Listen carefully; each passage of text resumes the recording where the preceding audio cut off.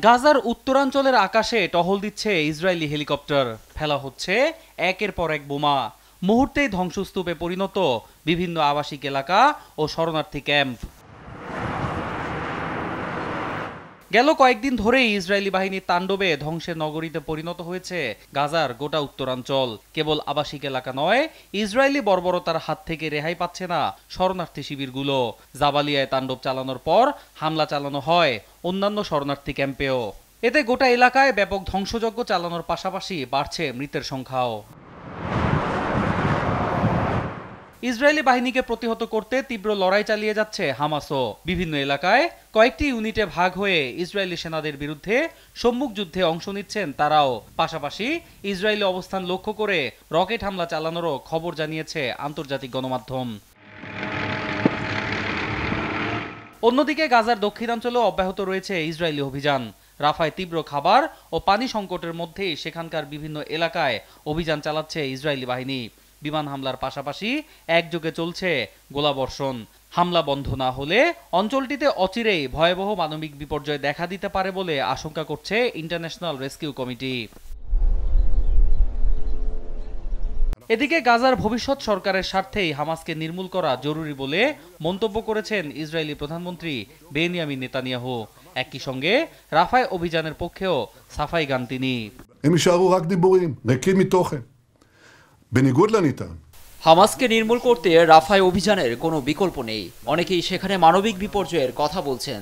যারা বলছেন তারা না জেনেই বলছেন, কেননা এরই মধ্যে সেখান থেকে 5 লাখেরও বেশি বেসামরিক নাগরিককে সরিয়ে নেওয়া হয়েছে। হামাসকে নির্মূল করা না গেলে সেখানে ভবিষ্যৎ সরকারও হুমকির মুখে পড়বে। আমরা চাই না সেখানে এমন কোনো গোষ্ঠীর অস্তিত্ব থাকুক যারা গাজার ভবিষ্যৎ সরকারের জন্য, আমাদের জন্য হুমকি হয়ে দাঁড়াবে।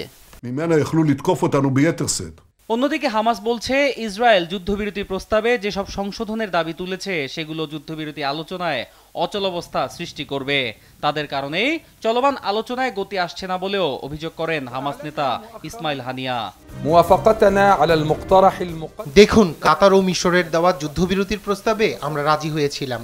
এমনকি যুক্তরাষ্ট্র ওই প্রস্তাবে সম্মতি জানিয়েছিল, কিন্তু নেতানিয়াহু প্রশাসন তাতে রাজি না হয়ে উল্টো রাফা ক্রসিং দখলে নেয়। সেখানে অভিযান চালিয়ে যাচ্ছে। শুধু রাফা নয়, জাবালিয়া ও নুসেইরাতেও হামলা চালিয়ে যাচ্ছে তারা এমন আচরণ করতে থাকলে আলোচনায় গতি আসবে না, উল্টো অচল অবস্থা সৃষ্টি হবে। এদিকে গাজার যুদ্ধ পরবর্তী সরকার ব্যবস্থা নিয়ে নেতানিয়াহুর মন্ত্রিসভার মধ্যে মতবিরোধ দেখা দিয়েছে। গাজার ভবিষ্যৎ সরকার ব্যবস্থা কেমন হবে সে প্রশ্ন এড়িয়ে যাওয়ার কোনো সুযোগ নেই বলে মন্তব্য করেছেন ইসরায়েলি প্রতিরক্ষা মন্ত্রী ইয়োভ গ্যালান্ট। এক বিবৃতিতে তিনি বলেন, হামাস নির্মূলে গাজায় অভিযান চললেও সেখানকার ভবিষ্যৎ সরকারের কাঠামো কেমন হবে তা এখনো ঠিক হয়নি। এ নিয়ে পশ্চিমা সম্প্রদায় প্রশ্ন তুললেও ইসরায়েলি প্রশাসন সেটিকে গুরুত্ব দিচ্ছে না। গ্যালান্ট অভিযোগ করেন, গাজায় হামাস বিরোধী অভিযান শুরুর পর থেকেই সেখানকার সরকার ব্যবস্থা নিয়ে তিনি একাধিক প্রস্তাব দিলেও নেতানিয়াহু প্রশাসন সেগুলোকে গুরুত্ব দিচ্ছে না। যদিও তার এমন অভিযোগের পরিপ্রেক্ষিতে এখন পর্যন্ত কোনো মন্তব্য করেননি ইসরায়েলি প্রধানমন্ত্রী। অন্যয় কর্মকার, নিউজ ডেস্ক, দেশ টিভি।